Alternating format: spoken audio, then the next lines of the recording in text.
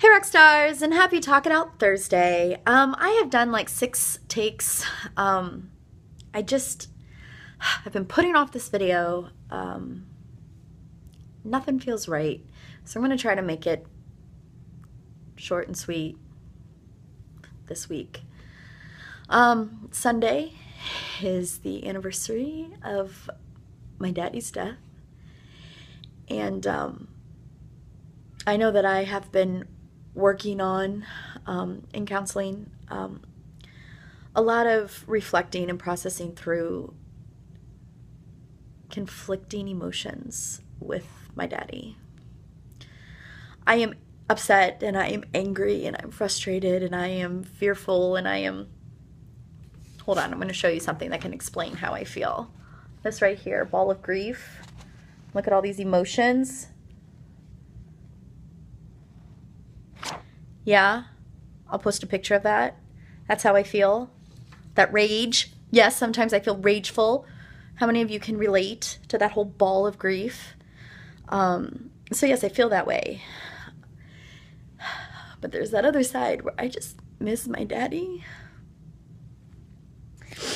So, short story. I had to lead 2 groups on grief this week with adults. And it was a beautiful experience, though, and it was very humbling because my clients shared their personal stories of losing someone. And I had told them, I go, okay, this is this is an intense topic, so let's open up, let's share, let's support. But at the end, before you all go home, let's wrap it up, let's do breathing, and let's think of good things. And so at the end of these groups, I asked them to share one of their favorite memories that would always make them smile about the one that they've lost. And so that's what I'm going to do today.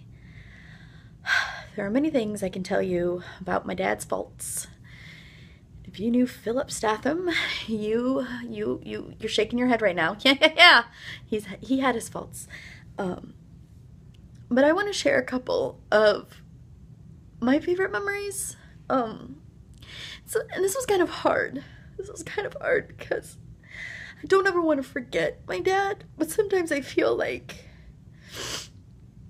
I don't remember as much as maybe I did when he was alive or closer, to when he first passed. I don't know how many of you all can relate to that.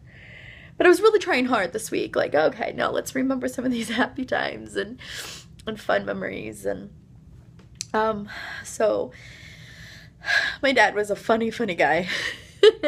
He was very witty, and actually my sister takes after him with the wit, like the quickness.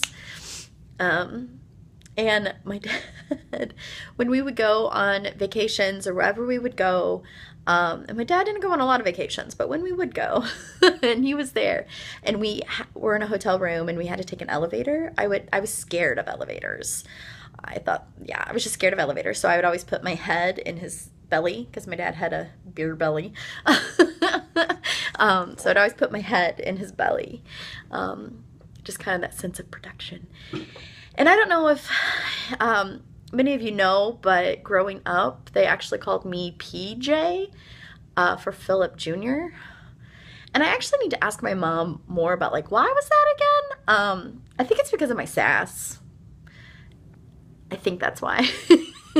And my dad was a pretty, like straightforward, kind of, rough around the edges type of guy. So maybe that's why I need to ask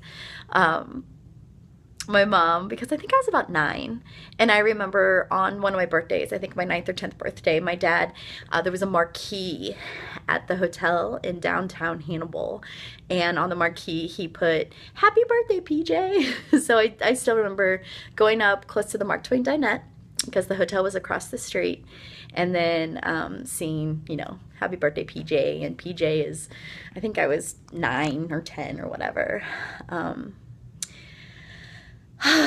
Gosh. And my dad always loved Zero bars. I think they're like white chocolate and nougat, and I don't know, but yeah, he loved them. I don't think I've ever tried one. Maybe I probably did, but there's that too. So I know there's many other memories that I can think about, but I just kind of wanted to share a little info that you may not know about growing up with my daddy. And I encourage you all. We all are dealing with grief in some form, some way, different extremes, different situations, but we all can feel and relate to grief. And so know that whatever you're feeling, it's natural. It is confusing. And if any of you just need someone to listen, I understand. In RockSTARS, if there's someone in your life that is dealing with a lot of grief, know that just a listening ear can go a long way.